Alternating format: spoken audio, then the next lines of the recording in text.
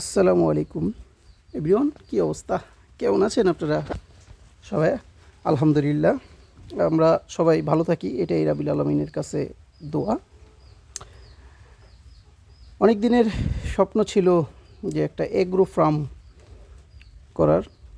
সেই স্বপ্ন বাস্তবায়নে আমরা এই জমিটা নির্বাচন করেছি। আলহামদুলিল্লাহ, দেখছেন যত দূর চোখ যায়, ওই যে কারেন্টের যেই খুঁটিটা কিংবা হ্যাঁ ওই পর্যন্ত এটার মূল সীমানা। এখানে আমরা ধান রোপণ করেছি। এই বীজটা হচ্ছে 75 নামে পরিচিত। এই ধানটা আমরা যেটা বাজারে পেয়েছি আর কি, 75 নামে পরিচিত যে এই চালটা, ওইটা এই ধানের গুণাগুণ কিংবা স্বাদ অফুরন্ত, বলা সাধ্য হয় না। এটাতে একটা সুন্দর ফ্লেভার আছে। ফ্লেভারটা হচ্ছে আমরা যেই পোলার চাল পোলাও খাই, ওই ঘানের একটা গ্রান আছে ধানটাতে। আলহামদুলিল্লাহ, এরকমই।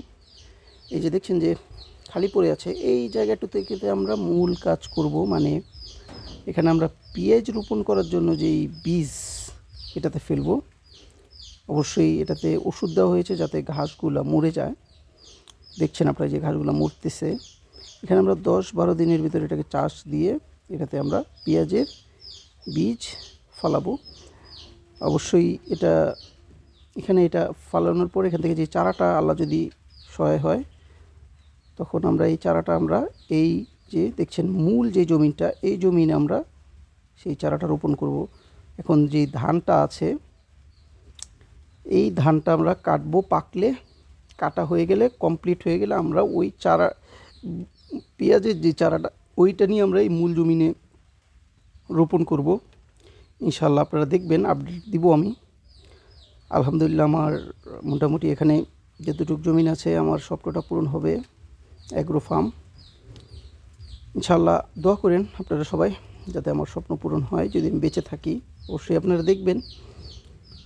আলহামদুলিল্লাহ, এখনকার পর্যন্ত এই আপডেট আপনাদের দিলাম। ইনশাআল্লাহ সামনে আরও অনেক আপডেট আসছে। পেঁয়াজের যেই জমিটা আমরা প্রস্তুত করব, কিভাবে আমরা পেঁয়াজ রোপণ করব, তাও দেখাবো।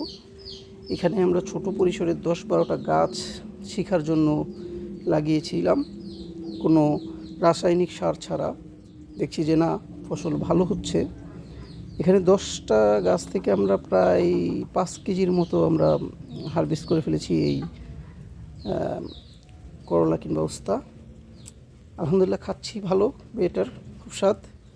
এই যে আবার দেখছেন যে এখানে আমরা ছোট্ট একটা এই পাকের যেই ঘর, ওই পাকের ঘরের উপরে আমরা এখানে কুমড়া এবং দুন্দুলের বিচি লাগিয়েছিলাম নিচে মাটিতে।